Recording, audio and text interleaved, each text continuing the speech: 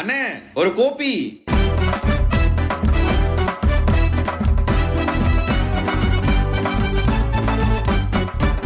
Tamil Murasu copy கடை வலையொலி. சிங்கப்பூரிலிருந்து உலகத்தமிழ் மக்கள் அனைவருக்கும் வணக்கம். இது தமிழ் முரசு கோப்பி கடை வலையொலி பாட்காஸ்ட். நான் தமிழவேல், தமிழ் முரசின் மின்னலுக்கு ஆசிரியர். இங்கு என்னுடன் இணைந்திருக்கும் தமிழ் முரசு செய்தியாளர்கள் அனைவருக்கும் வணக்கம். தமிழ் முரசை பற்றி ஒரு சிறிய குறிப்பு கண்டிப்பாக சொல்லி ஆகணும். தமிழ் முரசு 1935 ஆண்டு தமிழ்வேல் கோ சாரங்கமணி அவர்களால் தொடங்கி வைக்கப்பட்டது. அன்று முதல் இன்று வரை சிங்கப்பூரின் ஒரே நாளிதழாக அது வளர்ந்துள்ளது. மேலும் தற்பொழுது SPH மீடியா ட்ரஸ்ட் எனும் பெரிய நிறுவனத்தின் கீழ் அது இயங்கி வருகிறது. தமிழ் முரசு அச்சிலிருந்து இப்பொழுது இணையதளம், சமூக ஊடகங்கள், அதாவது ஃபேஸ்புக், இன்ஸ்டாகிராம், டிக்டாக் போன்று நீங்கள் எங்கெல்லாம் இருக்கிறீங்களோ அங்கெல்லாம் நாங்கள் வந்துகிட்ருக்கோம். அதே போல் தான் இப்போது இந்த வலையொலி பாட்காஸ்ட் மூலமாகவும் நீங்கள் எங்கே போனாலும் சரி, காரில் போனாலும் நாங்கள் விட மாட்டோம். அதுதான் இந்த பாட்காஸ்ட் சீரீஸ். இது 1, 2, 3 இது 3வது எபிசோட் நினைக்கிறேன். அதனால் இன்று என்னுடன் இணைந்திருக்கும் இந்த மூவருக்கும் வணக்கம். முதலில் என் அருகில் காயத்ரி. வணக்கம். போன தடவை பேசணும், மீண்டும் வந்திருக்கீங்க.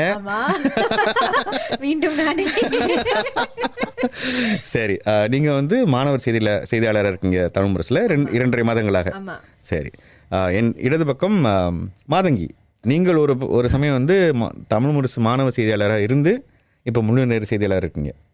ஆமா, 5 வருஷத்துக்கு அப்புறம் திரும்பி வந்திருக்கேன். சரி, டிமோத்தி வணக்கம். வணக்கம் தமிழ் அனைவருக்கும் வணக்கம். நான் போன தடவை ரொம்ப ஆதங்கப்பட்டேன். அதாவது தீபாவளியை பற்றி 3 பெண்கள் சேலை அலங்காரம் அப்படின்னு நிறைய பேசினாங்க. என்னோட சேர்ந்து இன்னொரு ஆண் படைப்பாளரோ ஒரு கெஸ்டோ இல்லைன்னு நினைச்சேன். வந்துட்டீங்க. நானே கேட்டேன், உங்க ஆதங்கம் ரொம்ப தெரிஞ்சது. நானா அவங்க இருந்திருக்கலாம், இல்லை உங்களுக்கு சார்பா நம்ம சார்பா உங்களுக்கு துணை யாரும் இல்லைன்னு எனக்கும் தோணுச்சு. திமுத்தி, நீங்கள் எத்தனை வருஷமா தமிழ் முரசில் இருக்கீங்க? நான் தமிழ் முரசில் ஒரு 8 வருஷமா புகைப்பட காணொலி செய்தியாளராக நான் பணிபுரிஞ்சிட்டு வரேன். இப்பொழுது இப்போ நீங்கள் பார்க்குற காணொலிகள், இந்த பாட்காஸ்ட், வலையொலி எல்லாத்தையுமே அவர் தான் இப்போ எடிட் பண்ணிகிட்ருக்காரு. புகைப்படங்கள் எடுப்பார், காணொலிகள் எடுப்பார், செய்திகளும் எழுதியிருக்காரு. சரி, இன்று அதாவது தீபாவளி சமயம் இன்னும் அந்த மூடில் தான் இருக்கோம்.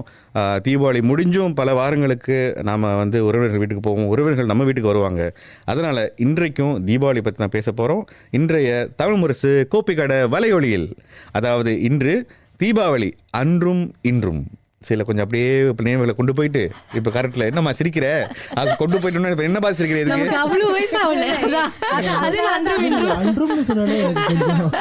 அந்த அன்றுக்கு அங்கே தான் நான் இருக்கிறேன். அதை நான் சொல்லணும் உங்களுக்கு. நல்லது. சரி, எனக்கு ரொம்ப வயசு இல்லை, இருந்தாலும் உங்களை விட கொஞ்சம் வயசு கூட தான். சரி, ஏத்துப்போம். எனக்கு 3 பெண் குழந்தைகள். மூத்த பொண்ணு வயது 9, அவ்வளோதான் சொல்லுவேன். இல்லை, அதுலேயே நம்ம ஓரளவுக்கு தோராயமா நம்ம யூகிச்சிட்டோம். சரி, இப்போ அன்றும் இன்றும்னா ஒன்றும் இல்லை. அதாவது இப்போ நம்ம தீபாவளி பண்டிகை கொண்டாடுறோம். இப்போ இங்கேயே இருக்கோமே. இப்போ டிமோத்தி கிறிஸ்தவராக இருந்தாலுமே அவரும் இப்போ சிங்கப்பூரில் பல இன சமூகம் வாழும் சமூகம். நம்ம எல்லாருமே எல்லா பண்டிகைகளையும் கொண்டாடுறோம். அதை பிரதிநிதித்து, அதாவது இந்து சமயத்தை அப்பாற்பட்டு இந்த பண்டிகைகளை எல்லாரும் ஒன்றாக கொண்டாடுறோம். அவர் என் வீட்டுக்கெல்லாம் வந்திருக்காரு, பல முறை என்ன கூப்பிட்டுருக்கேன். ஸோ அவருடைய பண்பாட்டிலையும் கொஞ்சம் சுவாரஸ்யமாக இருக்கும் தான் அப்போ இன்றைக்கி அவர் இணைஞ்சிருக்காரு. சரி, அன்றும் நானே தொடங்கி வைக்கிறேனே. நம்ம முதல்ல வீட்டு அலங்காரம் பற்றி பேசுவோம். ஏன்னா தீபாவளி வந்துட்டாலே வீட்டு அலங்காரத்தை ஒரு மாதம் முன்னாடியே ஆரம்பிப்போம். நான் ஆரம்பிச்சிருக்கேன், நீங்கள் ஆரம்பிச்சிட்டீங்கன்னு தெரியல. எப்படின்னா அப்போல்லாம் இன்னும் இல்லையா, நான் தீபாவளிக்கு ஒரு ராத்திரி முன்னாடி தான் அப்போதான் அந்த ஃபீலிங் வரும். ஸோ நான் நடு ராத்திரியில எல்லாத்தையும் ஸ்டார்ட் பண்ணுவேன். நீங்களாவே செய்வீங்களா, இல்லை உங்க அம்மாலாம் அவங்கள திட்டி எல்லாம்? இல்லை, அவங்க என் அம்மாவுக்கு அவ்வளோ ஈடுபாடு இல்லை டெக்கரேஷன்ல. ஸோ நானும் என் அக்காவும் சேர்ந்து செய்வோம். ஆனால் இப்போ அவங்களுக்கு கல்யாணம் ஆச்சு, ஸோ நான் தனியாக செய்வேன். அப்படியா? ஒரு நாளுக்கு முன்னாடி தான் செய்வீங்க? ஆமா. ஸோ தீபாவளி அந்த கவுண்டவுன் முடிச்சு நிறைய படங்கள்லாம் காப்பாங்க. ஸோ அந்த படம் நடக்கும்போது நான் கொஞ்சம் ஸ்லோவா பண்ணுவேன். தீபாவளி அன்னைக்கு தான் அப்படிதான் சொல்லுவாங்க. சரி, அப்போ அன்று நான் ஏன் நான் ஒரு மாதம் முன்னாடினா ஏன் காலகட்டத்தில், அதாவது ஒரு 20-30 ஆண்டுகள் முன்னாடியெல்லாம் வாழ்த்து அட்டைகள் ரொம்ப பிரபலமாக இருந்தது. தீபாவளினா இந்த வாட்ஸ்அப்பில் ஹாப்பி தீபாவளி அப்படின்னு மொத்தமாக குரூப் சேட் அனுப்புறீங்களே, அந்த மாதிரிலாம் வராது. இந்த வாழ்த்து அட்டை, அந்த ஜிஃப் அதெல்லாம் அனுப்பிட்டு இனிய தீபாவளி வாழ்த்துக்கள் அப்படின்னு படிச்சுட்டு யார் அனுப்பிட்டாங்க இவங்க அப்படின்னு இப்போல்லாம் எனக்கு அது ரிப்ளை பண்ணுறதுக்கே நேரம் இல்லை, நிஜமாக சொல்கிறேன். அதனால் சில சமயம் அது வந்து தனிப்பட்ட ஒரு இது இருக்காது. ஆனால் அந்த காலத்தில் பார்த்திங்கன்னா ஒவ்வொரு இதுக்காக ஒரு இந்த சந்தை, தீபாவளி சந்தையும் சரி, அங்கே இதுக்குன்னு ஒரு பல கடைகள் இருக்கும். அந்தந்த சீசன் பொறுத்து. இப்போ சில சமயம் வந்து திரைப்பட கலைஞர்கள், அவங்களோட நடிகைகள் படையார் அந்த மாதிரி படங்களாக இருக்கும்.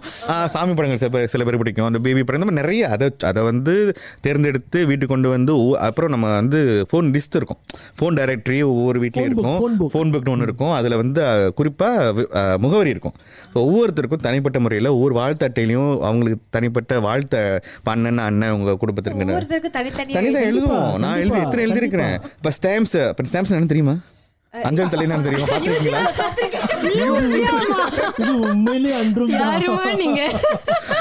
ஸோ அஞ்சல் தலையெல்லாம் வாங்கி அதெல்லாம் அப்போ வந்து 12 காசு 10 காசு ஒரு லோக்கலுக்கு காட்டுனா அது அப்போ 22 காசு வந்து கடைசின்னு நினைக்கிறேன். ஸோ அதெல்லாம் வாங்கி ஒவ்வொருத்தரை ஒட்டி அட்ரஸ் எழுதி, இப்போ அண்ணன், இப்போ நண்பர்களும் பெரும்பாலும் நம்ம வீட்டில், அதாவது நண்பர்களாக இருந்தாலுமே, பள்ளி நண்பர்களாக இருந்தாலுமே நம்ம வந்து அவங்க முகவரி வாங்கி வீட்டுக்கு அந்த போஸ்ட் பாக்ஸில் வர்றது ஒரு சந்தோஷம்.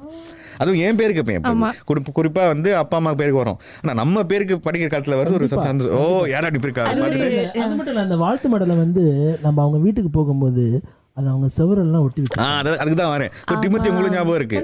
அவர் ரொம்ப கொஞ்சம் இளையர் தான், இருந்தாலும் அந்த சின்ன வயசுல பார்த்தது ஞாபகம் இருக்குன்னு உங்களுக்கு. இளையர் தான், ஆனா இவங்களை விட நான் கொஞ்சம் ஸோ அந்த வீட்டு பார்த்தீங்கன்னா பெரும்பாலும் இந்திய வீட்டுகள் வந்து சுவர்களில் வந்து இந்த மாதிரி வாழ்த்தட்டைகள் தான் அலங்காரமாக இருக்கும். அதுக்கப்புறம் தான் மற்ற அலங்காரம், இந்த பூ அதெல்லாம் வச்சுக்கங்களேன். ஸோ முக்கியமாக இது. அப்புறம் அந்த தோரணங்கள் அது வந்து அது இருக்கும். கோலம் வந்து அம்மா போடுவாங்க, இல்லைன்னா ஸ்டிக்கரை வந்துருச்சு. அது மட்டும் இல்லை, அப்படியே ஃபாலோ பண்ணிட்டு அப்படியே போட வேண்டியது. ஓகே சரி. ஆனா நான் வந்து பார்த்ததுல வந்து உண்மையிலே அந்த அகல் விளக்கு தான். அது விளக்கு கண்டிப்பா வெளியே இருக்கும். இப்போ வந்து அந்த லைட்ஸ்லாம் கிடையாது, அதாவது அந்த மின் விளக்குகள்லாம் போட மாட்டாங்க. வாசல்லையும் சரி, வீட்டு வாசல்லையும் சரி, வெளியெல்லாம் இப்போ வந்து படி இருந்தால் படியிலலாம் வச்சுருப்பாங்க. அதுதான் நான் எனக்கு பார்த்த ஞாபகம். சரி காயத்ரி வேணாம், காயத்ரி நீங்கள் இல்லை சார், நான் அப்புறமா வருவோம். டிமோத்தி நேரம் இப்போ டிமோத்தி நீங்கள் வந்து நீங்கள் அதாவது நண்பர்கள் வீட்டுக்கு போன ஒரு அனுபவத்தை சொல்கிறீங்க. எத்தனை ஆண்டுகளாக முதல் அனுபவம் ஞாபகம் இருக்கா? ஒரு நண்பர்கள் வீடு மட்டும் இல்லை, என்னோட உறவினர்கள் எல்லாம் இந்துக்கள் தான். சரி சரி. எங்கள் அம்மாவுடைய உறவினர்கள், எங்கள் அம்மா வழி வந்த உறவினர்கள் எல்லாரும் இந்துக்கள் தான். பெரும்பாலும் நான் அவங்க வீட்டுக்கு தான் போவேன். அவங்க எல்லாரும் வீட்டுக்கும் போகிறது, கசின்ஸ் சந்திக்கிறது, உறவினர்களை சந்திக்கிறது. ஸோ எனக்கு போய் பழக்கம் இருக்குது. அதுக்காக அதை நான் ரொம்ப வந்து எதிர்பார்த்து நான் போகிற ஒரு விஷயம். பாரம்பரிய உடையை போட்டுட்டு போய் பிரியாணி சாப்பிட்றது யாருக்கு தான் பிடிக்காது. உணவை பற்றி அப்புறம் பேசுவோம். எனக்கு கண்டிப்பாக அது உணவு இல்லாமல் நம்ம இல்லை. ஆனால் அலங்காரம் வேறு என்னென்ன பெரும்பாலும் நான் பார்த்த மாதிரி இந்த அகல் விளக்குகள்லாம் ரொம்ப பயன்படுத்துவாங்க. அதுதான் வந்து எனக்கு ஞாபகம் இருக்குது. வாசலில் கோலம் போடுவாங்க.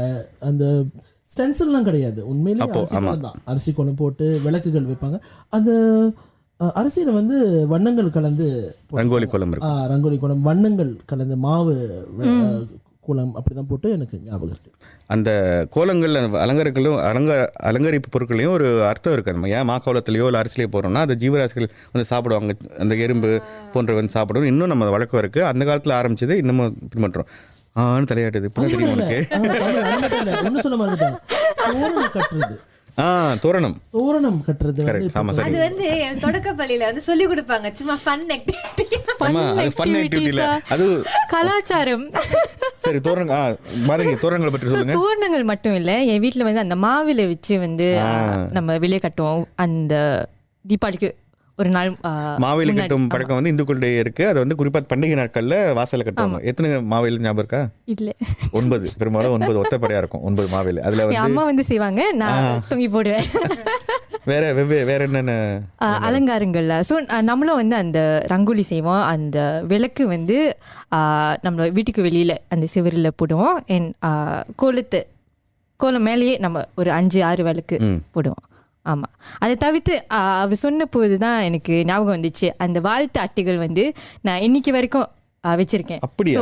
பல வருஷமா நம்ம எல்லாத்தையும் சேகரிச்சு அதை ஒவ்வொரு ஆண்டும் வந்து ரீயூஸ் பண்ணி ஒரு ஷால் மாதிரி போட்டு அதுக்கு முன்னாடி வந்து அதை ஒட்டுவோம். ஆமாம், மாதிரி சொல்லுறது அதுவும் ஞாபகம் வருது. அதாவது வாழ்த்தட்டுகள் நல்லா இருந்துச்சுன்னா அதையும் அடுத்த வருஷம் பயன்படுத்துவோம். ஏன்னா நம்ம ஒரு சில சமயம் வந்து ஒரு எண்ணிருப்போம் இந்த மாதிரி டிசைன் பண்ணுவோம், இந்த வடிவம் பண்ணுவோம் அப்படின்னு. சரி காயத்ரி, வீட்டு அலங்காரம்னா என்ன உங்களுக்கு? என்ன நினைவு வருது, என்ன பயன்படுத்திருக்கீங்க? வந்து அலங்காரம்னா ஒரு காலகட்டத்துல வந்து நான் தொடக்கப்பள்ளியில படிக்கும் போது இந்த கார் ஓட்டுற பழக்கம் எனக்கும் இருந்துச்சு. லைக் நம்ம பேருக்கு எனக்கு வந்திருக்கு. அப்ப எல்லாரும் தெரியும், நீங்க நாங்க மட்டும் தான் அன்றும்னு சொன்ன மாதிரி இருக்கு. நான் அனுப்புனது கிடையாது. ஆனா நீங்க சொன்னப்ப எனக்கு ஆச்சரியமா இருந்துச்சு. நான் அனுப்புனது சரி சரி, கிடையாது. அப்பா அம்மாவுக்கு அனுப்பின அப்பா அம்மாவுக்கு அனுப்பப்பட்டது இல்ல எனக்கு அனுப்பப்பட்டது அந்த மாதிரி தான் நான் வந்து பாத்திருக்கேன். அதை தாண்டி இப்ப வந்து தேக்கா பஜார்லயே வந்து பல அலங்காரங்கள் விற்கிறாங்கல்ல. சோ எங்க அப்பாவுக்கு அந்த கலை கண்ணோட பாக்குறதுலாம் ரொம்ப பிடிக்கும். சோ அவர் வந்து விஷுவலைஸ் பண்ணி நம்ம வீட்டு கலருக்கு எது அழகா இருக்கும் அப்படின்னு சொல்லிட்டு, ஆனா அவர் சொன்ன மாதிரி தான் 12 மணிக்கு மேலதான் எல்லாமே நடக்கும். ஆமா அதேதான். சரி, அப்போ அலங்காரங்கள் இப்போ என்னென்ன, இப்போ தேக்காலாம் போயிருப்பீங்களே, என்ன மாதிரி அலங்காரங்கள் இப்போ வந்திருக்கு? ஓகே, நான் பார்த்த வரைக்கும் லைக் இந்த வருஷம்ட்டுன்னு நான் புதுசா எதையும் நான் என் கண்ணில் தென்படல. ஆனா நான் என்ன யூஸ்வலி அந்த லைட்ஸ் வந்து வைப்பாங்க. இப்போதைக்கு வந்து அந்த அதுக்கு பேர் என்னன்னு தெரியல, அந்த பெல்ட்ஸ் எல்லாம் வச்சு ரொம்ப அழகா இருக்கும். அந்த யானை மணிகள், கதவு 2 பக்கம் மாற்றுறதுக்கு வந்து அது ரொம்ப கியூட்டா இருந்துச்சு எனக்கு. அது அழகா இருக்கும். ஆமா, இப்ப நிறைய வீடுகள் அதை பார்க்க முடியுது. ரொம்ப வருஷமா இது வந்துடுச்சு. அதாவது தோரணங்களை வந்து இயற்கையா தென்னை இலையிலிருந்து அதை செய்வாங்க. பூவெல்லாம் வச்சு அது கல்யாணத்துக்கெல்லாம் வந்து ஒன்னா செய்யறோம். இப்போ வந்து அதே விற்கிறாங்க. இன்னொன்று அதை சார்ந்து வந்தது தான் இதெல்லாம், அந்த அலங்காரம் பொருட்கள், யானை, இதெல்லாம் வந்து. இன்னொன்று என்னுடைய வீட்டில் 3 குழந்தைகள் இருக்குன்னா அவங்களுக்கும் ரொம்ப பிடிக்கும். ஸோ இதுவும் இதே மாதிரி நிறைய, அதாவது என்னுடைய மனைவி வந்து நிறைய அந்த மாதிரி வாங்கி வச்சு வருஷம் வேற பயன்படுத்தும். அதுல என்ன நல்லதுன்னா, இதை வாங்கினா வீட்டுல ஏதாச்சும் கல்யாணம் நடந்தா அதை ஆக்சுவலி யூஸ் பண்ணலாம். ஆமா, தீபாவளிக்கு மட்டும் இல்ல, பயன்படுத்தல. ஸோ வேற ஏதாச்சும் பொங்கல் இருந்தா அதை யூஸ் பண்ணலாம். இல்லைன்னா மற்ற பண்டிகைகள் என் ஃப்ரெண்ட்ஸ்க்கும் நம்ம லேர்ன் பண்ணலாம். So why not. சரி, அலங்காரம் பற்றி பேசியாச்சு. அடுத்த முதல்ல சொன்ன மாதிரி உணவு பற்றி கண்டிப்பாக தீபாவளி எனக்கு பேசாமல் இருக்க முடியாது. டிமுத்தி நான் ஆரம்பிப்போம். காயத்ரி பேச துடிக்கிறேன்னு தெரியும். சொன்னோடனே அப்படியே வந்து கண் வந்து பிரகாசமாக இருக்கு. சரி, சாப்பாடு சொல்லும் பொழுது இன்னொன்று ஞாபகம் வருது. இன்றைய நம்ம நிகழ்ச்சியோட பேர் தமிழ் முரசு கோப்பி கடை. அது ஏன் பேர் வந்துச்சுன்னு தெரியும். போன வாரம் காயத்ரி சொல்லியாச்சு பதில். வேற சொல்றீங்களா கோப்பி கடை ஏன் பேர் வந்ததுன்னு? கோப்பி குடிச்சுக்கிட்டே பேசுறது. அதான், நம்ம கோப்பி கடையில் என்ன பண்ணுவோம், கோப்பி குடிச்சிக்கிட்டே பல விஷயங்களை பற்றி பேசுவோம். அதனால தான் தமிழ் முரசு கோப்பி கடை. இங்கே வந்து இன்னும் பார்த்தீங்கன்னா கப்பு இருக்குது, ஆனால் குடிச்சிடாதீங்க, உள்ள கோப்பி இல்லை. சரி, அதே பக்கத்தில் உணவை பற்றி பேசுவோம். டிமுத்தி, நீங்கள் என்ன ஒவ்வொரு ஆண்டு போவீங்க இல்லையா, எதை எதிர்பார்த்து போவீங்க? இது வந்து கேட்கவா வேணும். எனக்கு பலகாரங்கள்லாம் ரொம்ப பிடிக்கும். அது போனோடனே அவங்க நமக்கு கொடுக்கறது ஒரு இனிப்பு இல்லை ஒரு முறுக்கோ, அதை வந்து கேட்டு சாப்பிட்றது, கேட்காம சாப்பிட்றது. இல்லை, அது வந்து எனக்கு ரொம்ப ஒரு விருப்பமான ஒரு விஷயம். ஏன்னா அது வந்து அந்த வருஷம் ஏதாவது புதுசாக வந்திருக்கும். இல்லை, இப்போ நான் நட்டையெல்லாம் எனக்கு ரொம்ப பிடிக்கும். அதை வச்சு பல வகை டாட் செய்வாங்க, அதை எனக்கு ரொம்ப பிடிக்கும். முக்கியமாக எனக்கு முறுக்கு பிடிக்கும். ஆமாம், பைனாப்பிள் டாட்ஸ் ரொம்ப பிடிக்கும். தீபாவளிக்கு முறுக்கு இல்லாத வீடு இருக்காது பெரும்பாலும். இன்னொன்று பைனாப்பிள் டாட். நம்ம பல இன சமூகத்தில் வாழ்கிறதுனால அடுத்த இனத்துடைய பலகாரங்களும் நம்ம வந்து அப்படி உள்வாங்கிட்டோம். நம்ம பலகாரம் அங்கே இருக்கும், அதே மாதிரி அவங்க பலகாரம், குறிப்பாக அந்த டாட் வகைகள் நிறைய இருக்குது. மாதங்கி, ஸோ டாட்ஸ் பற்றி பேசும்போது ஞாபகம் வருது எனக்கு வந்து சிங்கப்பூரில் மட்டும் அல்லாமல் ஜேபிலேருந்தையும் வாங்க பிடிக்கும். ஸோ யாராச்சும் அங்கே போனால் நான் வந்து வாங்க கேட்டுக்கொள்வேன். இல்லைன்னா நானே என்னோட கசின்ஸோடு சேர்ந்து அங்கே போய் வாங்குவேன். ஸோ ஏன்னா அங்கே வந்து சில சமயம் எக்லெஸ் டாட்ஸும் வாங்க முடியும். ஸோ சில சமயம் என்னோட அம்மா வந்து வெஜிடேரியனாக இருப்பாங்க. ஸோ அவங்களுக்கு வந்து அந்த மாதிரி எக்லெஸ் வெவ்வேறு டாட்ஸ் நம்ம வாங்கி கொடுப்போம். காயத்ரி, சாப்பாடு? ஓகே, எனக்கு வந்து என்னன்னா காலையில வந்து எங்க அம்மா வைக்கிற அந்த தோசைக்கு ஒரு மட்டன் கறி வைப்பாங்க. அதுக்காகவே நான் தீபாவளி அன்னைக்கு வீட்டுல இருக்கணும்னு நினைப்பேன். அது அப்புறம் வந்து என் ஃப்ரெண்ட்ஸ் வீட்டுக்குலாம் போனா அவங்க அம்மா பிரியாணி செஞ்சிருப்பாங்க. பிரியாணியோட டாட்ஸும் இருக்கும். நான் ப்ரௌனிஸும் பேக் பண்ணுவேன். என் ஃப்ரெண்ட்ஸ்க்கு கொண்டு போய் கொடுப்பேன். நம்மளுக்கும் கொடுங்க, கொடுக்கலாமே. அதை தாண்டி ஆமா பிரியாணி அப்புறம் இந்த ப்ரான் சம்பால் அதெல்லாம் வந்து ரொம்ப நல்லா செஞ்சிருப்பாங்க எல்லாரும். ஸோ தீபாவளி அன்னைக்கு சாப்பிட்றதுதான் வேலை. அதுவும் குறிப்பா இந்த ஆண்டு வந்து 2 ஆண்டுகள் கட்டுப்பாடு தளர்த்தி கொஞ்சம் நிறைய பேர் போகலான்னு இந்த ஆண்டு முடியும். இருந்தாலும் இந்த XBB வேரியன்ட் வேறு வந்திருக்கு, அதனால் பாதுகாப்பாக இருங்க, அது ரொம்ப முக்கியம். உணவு வந்து இப்போது நான் பார்த்த வரைக்கும் சரிதான். அதாவது பெரும்பாலும் தீபாவளினா அசைவ உணவு வகைகள் நிறைய இருக்கும். அதுவும் சில வீட்டுகள்லாம் காலையிலேருந்து இரவு வரைக்கும் வந்துட்டு இருக்கு. உங்கள் வீட்டிலலாம் எப்படி நிறைய முன்னாடி ஞாபகம் இருக்கா? நிறைய பேர் வருவாங்களா? நீங்கள் வெளில போவீங்களா? முந்தி காலத்துல வந்து நிறைய பேர் என் வீட்டுக்கு வருவாங்க. முந்தி காலம்னா என்ன, ஒரு 30 40 50 60? நான் தொடக்க பள்ளியில படிக்கிற காலகட்டத்துல வந்து நிறைய பேர் என் வீட்டுக்கு வந்துட்டு இருந்தாங்க. ஆனா ஒரு கட்டத்துக்கு அப்புறம் நாங்க மத்தவங்க வீட்டுக்கு போறது, அப்புறம் அந்த வீக்கெண்ட் வந்துச்சுன்னா ஓப்பன் ஹவுசஸ் போறது, நண்பர்களோட கொண்டாடுறது, அந்த கல்ச்சர் வந்து வளர வளர வந்து சேர்ந்துருச்சு. ஆமாம், ஏன்னா இப்போ சில வீடுகள் வந்து என்னுடைய வீடெல்லாம் வந்து தீபாவளி அன்றைக்கி வெளில போக மாட்டோம். நண்பர்களாக வருவாங்க. அடுத்த வாரங்கள் தொடரும். அந்த ஒரு மாத காலம் ஃபுல்லாக சில சமயம் 2 மாதங்கள் வெளியில் போகிறது மட்டும் இல்லாமல் பல சமூக மன்றங்கள் நிகழ்ச்சிகள் நடக்குமா. ஸோ அந்த தீபாவளி உணர்வு இருந்துகிட்டே இருக்க மாதிரி இருக்கும். ஒரு மாதம் நீடிக்கும்னு நினைக்கிறேன் இதெல்லாம். ஆமாம், ஏன்னா ஒரே நாளில் எல்லாரும் வீட்டுக்கு போக முடியாது இல்லையா. அது மட்டும் இல்லை, எனக்கு வந்து என்னென்னா இந்த ஒவ்வொரு வீட்டுக்கு போகும்போது பார்த்து எல்லார் வீட்லேயும் சாப்பிடணுங்கிற ஒரு ஆர்வத்தில் கொஞ்சம் கொஞ்சமாக சாப்பிட்டுட்டு எல்லார் வீட்லேயும் என்னென்ன கொடுக்குறாங்க ஒரு ருசித்து பார்க்கணுன்னு ஒரு ஆசை இருக்குது. அதனால அளவோடு கொஞ்சம் கொஞ்சமாக எல்லார் வீட்லேயும் சாப்பிட்டுட்டு, ஏன்னா அவங்க சாப்பிடாம போனால் கோச்சிக்குவாங்க இல்லையா. முக்கியமாக சில பேர் இப்போ வந்து நான் தமிழ் வீட்டுக்கெல்லாம் போனேன்னா அவங்க தமிழோட அம்மா வந்து கேட்பாங்க, இவ்வளோ தான் சாப்பிட்றீங்களாப்பா. ஸோ அதனால நான் வந்து கொஞ்சம் கொஞ்சமாக எல்லாரும் வெளியே இப்போ தெரியுதா நான் ஏன் இந்த சைஸில் இருக்கேன்னு. வரவங்களுக்கே எவ்வளோ கொடுக்குற வீடுனா வீட்டில் வளர்ந்த ஒரே பையனுக்கு எவ்வளோ கொடுத்துருப்பாங்க. ஸோ அதனால எல்லாரும் வீட்லேயும் சாப்பிடணுங்கிறதுக்காக கொஞ்சம் கொஞ்சமாக எல்லாரும் வீட்லேயும் சாப்பிடணும். சரி, உணவு பழக்கம் நான் இப்போ பார்த்த வரைக்கும் கொஞ்சம் மாறிட்டு இருக்கு. அதாவது நான் முதல்ல எல்லார் வீட்டிலும் அசைவமாக இருக்கும்னு, இப்போ பல வீடுகள் வந்து அந்த தீபாவளி சமயத்துலேயும் சைவமாக மாறிட்டு இருக்காங்க சில பேர். மாதிரி பழக்கங்கள் என் வீட்டுல சரி, தீபாவளி அன்னைக்கு ஒரு கோழி ஒரு மட்டன் இருந்தே ஆகணும், இல்லைன்னா நடக்காது. நானே என் தங்கச்சி ஸ்ட்ரைக்ல போயிட்டேன். ஆமா, தீபாவளி அன்னைக்கு கூட இல்லைன்னா எப்படி. சரி, இது வந்து நீங்கள் பார்த்துருக்கீங்களா வேறு ஏதாச்சும் வீட்டில் சைவமாக? பெரும்பாலானோர் வந்து பிரேக்ஃபாஸ்ட்க்கு வந்து சைவம் சாப்பிடுவாங்கன்னு நினைக்கிறேன். மேபி அந்த நாளுக்கு ஒரு டிமதி அதுவும் வந்து காயத்ரி வீட்டில் காலையில் தோசையோட மட்டன் கறி இருக்கணும். மட்டன் கறி தான் எப்படி ட்ரை பண்ணி பாருங்க டீம். அதுக்கப்புறம் நீங்களே கிரியேட் பண்ணுங்க. நீங்க கூப்பிடுங்க, நான் ட்ரை பண்றேன். இப்போ நீங்கள் சொல்றது சரிதான். காலையில் வந்து தோசை இட்லி அந்த மாதிரி கொஞ்சம் லைட்டாக சாப்பிட்டு ஐ திங்க் இட்ஸ் ஜஸ்ட் ஒரு ஸ்டார்டிங்க்கு அந்த மாதிரி, அதுக்கப்புறம் விட்டுவோம். அது மட்டும் இல்லை, நான் வந்து இப்போ ஒரு ட்ரெண்ட் நான் வந்து இப்போ கவனிச்சுட்டு வரேன். வீட்டில் சமைக்கிற ஒரு பழக்கம் வந்து இப்போ குறைஞ்சிருச்சு. பெரும்பாலும் வந்து இப்போ சமைக்காமல் அவங்க வந்து கேட்டரிங் பண்ணுறாங்க. வசதிக்கு ஏற்ப அவங்க வசதிக்கு ஏற்ப சில பேர் வந்து கேட்டரிங் பண்ணுறாங்க. அதுதான் வந்து இப்போ பெரும்பாலும் இப்போ நீங்கள் இப்போ போனால் இப்போ நீங்கள் என்ன சமைச்சிங்கன்னு கேட்குறத விட காலம் மாறி நீங்கள் எங்கே ஆர்டர் பண்ணீங்க, நீங்கள் எங்கே கேட்டர் பண்ணீங்கன்னு தான் இப்போ நம்ம கேட்க ஆரம்பிச்சிருக்கோம். அது வந்து மாறி வந்திருக்குன்னு நான் நினைக்கிறேன். ஆமாம், சில வீடுகளில் வந்து வசதிக்கு ஏற்ப இப்போ நிறைய பேர் வரும்பொழுது சில சமயம் பார்த்தீங்கன்னா காலையிலேருந்து இரவு வரைக்கும் 100 பேர் கூட வருவாங்க. ஸோ எல்லாருக்கும் சமைச்சிட்டு இருக்க முடியாது. அப்படிங்கும் பொழுது இது போன்ற உணவகங்களோ இல்லைன்னா உணவகம் இல்லாமல் வெறும் கேட்ரிங் மட்டுமே செய்கிற கடைகளும் இருக்காங்க.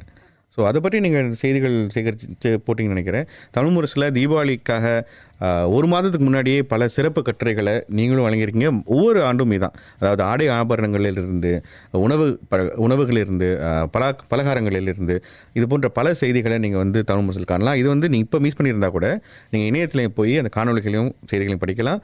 அடுத்த வருஷ தீபாவளிக்கு இல்லை பொங்கலுக்கு இந்த ஐடியா உங்களுக்கு கொடுக்கும். கண்டிப்பாக. ஆமாம் தானே? கண்டிப்பாக. சரி, உணவுன்னு வரும்பொழுது கண்டிப்பாக பண்டிகை நாட்களில் உணவு ரொம்ப முக்கியம்தான், எந்த உணவாக இருந்தாலும். ஆனால் ஆரோக்கியங்கிறது ரொம்ப முக்கியம். இப்போ வந்து குறிப்பாக இப்போ வரும் இந்த காலகட்டத்திலலாம் அரசாங்கம் உட்பட ஆரோக்கியமான உணவு சாப்பிடுங்க, அது ஒன்று. இன்னொன்று, உணவை வந்து விரயம் பண்ணாதீங்க அப்படிங்கிற ஒரு விழிப்புணர்வு ஏற்படுத்தியிருக்கு. அது நிறைய ரொம்ப அதிகப்படியான சமைத்தோ இல்லை வாங்கியோ அதை வந்து விரயமாகக்கூடாது.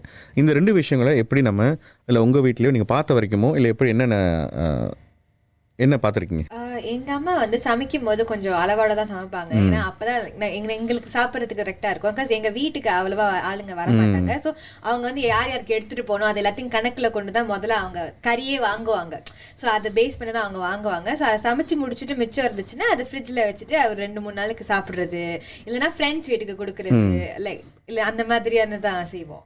லைக் அம்மாவுக்கு வந்து சாப்பாடு வேஸ்ட் பண்ண பிடிக்காது. லைக் ஸோ அதையே வந்து ஒரு எஸ்டிமேட்டா வச்சுக்கிட்டே சமைச்சோம்னா நம்மளுக்கு ஒரு அளவு தெரியும்ல. So I think it's a good start. அது மட்டும் இல்லை, நான் நினைக்கிறேன் மேபி நீங்கள் வந்து இப்போ கேட்ரிங் பண்ணியிருந்தா நீங்கள் வந்து எல்லா உணவையும் வந்து ஒரே சமயத்தில் பரிமாறாமல் எத்தனை பேர் வீட்டுக்கு வராங்க பார்த்து இப்போ ஒரு சமயத்தில் 10 பேர் வராங்கன்னா 10 பேருக்குள்ள உணவை மட்டும் பரிமாறிட்டு மற்றது வந்து மேபி நீங்கள் ஃப்ரிட்ஜில் வச்சுட்டோ இல்லை பிறகு நீங்கள் எடுத்து ஒரே தடவை செய்யும் போது உணவை வந்து வீணாக ஆகிறதுக்கு வாய்ப்பு இருக்குது. ஸோ அதனால் வந்து அதையும் வந்து நம்ம கவனிச்சிட்டா நல்லாயிருக்கும் நான் நினைக்கிறேன். அது மட்டும் இல்லை. ஸோ ஃப்ரிட்ஜில் வைக்கிறதோ இல்லை நம்ம வந்து கேட்ரிங் பண்ணும்போது நார்மலி எக்ஸ்ட்ராவாக நம்ம வாங்குவோம். ஸோ ஒரு 40 பேருக்கு வாங்கினா டெஃபினெட்லி வந்து அதை விட குறைவாக தான் நம்ம சாப்பிட்டு முடிப்போம். ஸோ அப்படி எக்ஸ்ட்ரா இருக்கும்போது அதை வந்து நம்ம நண்பர்களுக்கோ இல்லை அண்டை வீட்டுக்காரர்களுக்கோ பேக் பண்ணி கொடுத்தா அவங்களும் சாப்பிட்லாம். அந்த ஃபுட் வந்து வேஸ்ட் ஆகாது. அதெல்லாம் பெரும்பாலும் வீடுகளில் பார்த்தீங்கன்னா இந்த பலகாரம் வைக்கும் பொழுது ஒரு சிறிய ஒரு தட்டாக தான் இருக்கும். அது முடிய எடுத்து வைப்பாங்க. அப்போ அதுவும் கொஞ்சம் விரயத்தை குறைப்பதற்கு கொஞ்சம் ஒரு உத்தி. இன்னொன்று ஆரோக்கியமான உணவு, அதாவது நம்ம வீட்டில் சமைக்கும் பொழுது எண்ணெய் குறைவாக பயன்படுத்துறது, ரொம்ப சீனி கண்டிப்பாக, ஏன்னா அதுவும் இப்போ பெரிய ஒரு பிரச்சனை இருக்குது இல்லையா. அந்த சீனி எந்த மாதிரி பயன்படுத்துறீங்க அப்படிங்கிற குறைவாக பயன்படுத்துறது, ருசியை வந்து பாதிக்காமல் எப்படி வந்து பிரியாணியோ ஆரோக்கியமாக செய்கிறது. அதே தான், அதே பிரியாணியே வந்து நீங்கள் எப்படி ருசியோட இன்னும் ஆரோக்கியமாக, எண்ணெய் குறைவாகவோ அந்த உப்பு குறைவாக, எண்ணெய் உப்பு சீனி இது மூணையும் குறைச்சிங்கனாலே ஆரோக்கியமான நம்ம கேட்டரஸ்டே தெரிவிக்கலாம் இல்லையா. ஆமாம், இப்போ அதுவும் அவங்களும் ரொம்ப விழிப்புணர்வு இருக்குது. அதாவது இந்த மாதிரி சொன்னீங்க எனக்கு உப்பு குறைவாக வேணும் இல்லை எண்ணெய் குறைவாக பயன்படுத்துங்கன்னா அதுக்கு தகுந்த மாதிரி அவங்க சமைச்சு கொடுக்குறாங்க. வீட்லேயும் அந்த மாதிரி கடைப்பிடிக்க நம்புவோம். ஆமா, ஐ திங்க் நான் மாடரேஷன்ல சாப்பிட்டாலே பாதி பிரச்சனை முடிஞ்சிடும் நினைக்கிறேன். ஆமாக்கா, சில சமயம் நம்மளுக்கு இண்டல்ஜ் பண்ணணும்னு தோணும். லைக் நம்ம வருஷத்துக்கு ஒரு தடவை தான் பண்டிகை கொண்டாடுறோம். ஸோ அன்னைக்கு நம்ம சாப்பிடும் போது சாப்பிட்றது பிரச்சனை இல்லை. பட் மாடரேஷனோட சாப்பிட்டுட்டு அதுக்கப்புறம் உடற்பயிற்சி செஞ்சா அது சாப்பிட்ட கேலரிஸை பர்ன் பண்ணிட்டா பிரச்சனை இல்லை. இந்தியர்களுக்கு இன்னொரு ஆசை இருக்கும், ரொம்ப உரப்பா சாப்பிடணும்னு ஆசையா இருக்கும். ஸோ அதை வந்து கொஞ்சம் குறைச்சி அளவோட செஞ்சா அதனால தான் நான் சொன்ன மாதிரி செஞ்சா சரி, ஒவ்வொரு வீட்லயும் கொஞ்சம் கொஞ்சமா சாப்பிடுவோம்.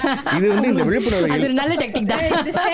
பல பேர் இந்த வருஷம் கொண்டாட போறாங்க, நானும் நம்புறேன். அது இந்த விழிப்புணர்வு வந்து இளைஞர்களிடையே அதிகமாக காணப்படுதா? இந்த ஆரோக்கியமான உணவு, ஆரோக்கியமான உடல் மாறிட்டு வருது. இப்போ ஏன்னா நிறைய பேர் வந்து இப்போ கட்டோடு இருக்கணும், உடல் கட்டோடு இருக்கணும், நோய் இல்லாமல் வாழணும்னு விரும்புகிறனால அந்த உணவு வழக்கங்கள் மாறிட்டு வருது தான். கண்டிப்பாக அவர் சொன்ன மாதிரி நம்ம இண்டல்ஜ் பண்ணாலும் அதை ஒரு மாடரேஷனோட இருக்கிற வரைக்கும் நம்ம ஹெல்த் வந்து நம்மளுடைய கட்டுப்பாடுல தானே இருக்கு. ஸோ நம்மளை பத்தி நம்ம கவலைப்படுறங்கிற பட்சத்துல வந்து கண்டிப்பா நம்ம சாப்பிட்டாலும் அது பர்ன் ஆஃப் பண்ணிட்டோம்னா அது பிரச்சனையா இருக்காது. ஸோ அந்த விழிப்புணர்வு வந்து கண்டிப்பா என் ஜென்ரேஷனுக்கும் இருக்குன்னு நான் சொல்லுவேன்.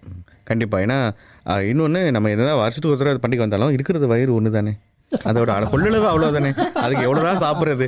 இன்னொன்று, அது மட்டும் இல்லாமல் நீங்கள் முதல்ல சொன்ன மாதிரி வாரம் அவர் வெளில போய் சாப்பிடுவோம். அதுக்கு தகுந்த மாதிரி கொஞ்சம் பேஸ் பண்ணி ஓகே சரி அதை உடற்பயிற்சி கொஞ்சம் அதிகரிச்சுக்கிட்டு இருந்தால், அதுவும் இதுக்குன்னு மட்டும் உடற்பயிற்சி செய்யாதீங்க. உடற்பயிற்சி உங்கள் வாழ்க்கை முறையாக வச்சுக்கோங்க. அது நானும் சொல்கிறேன், நானும் ஆரம்பிச்சிருக்கேன். இந்த நிகழ்ச்சி பாருங்கள், கோப்பி கட்டில் உட்காந்தா நேரம் போய் தெரியாது, நம்ம முடிவு நேரம் வந்து விட்டது. ஸோ தீபாவளி பண்டிகை நீங்கள் எப்படி கொண்டாடுறீங்க? அன்றும் இன்றும் ஒரு சிறிய பார்வை நல்ல சுவாரஸ்யமாக போணுச்சுன்னு நினைக்கிறேன்.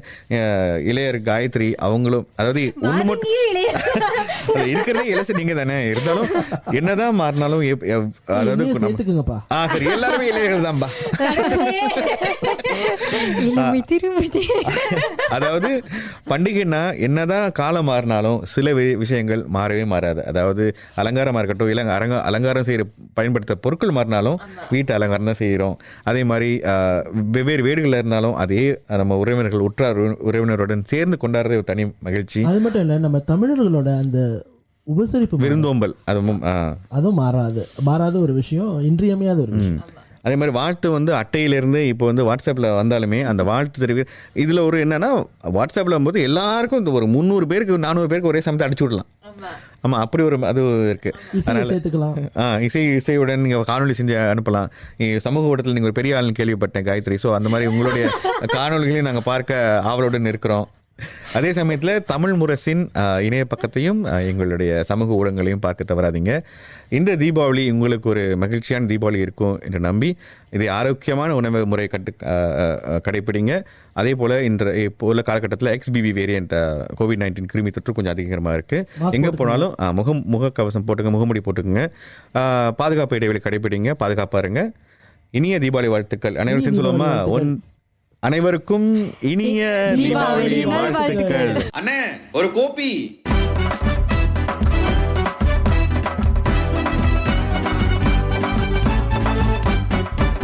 தமிழ் முரசு கோப்பி கடை வலையொலி.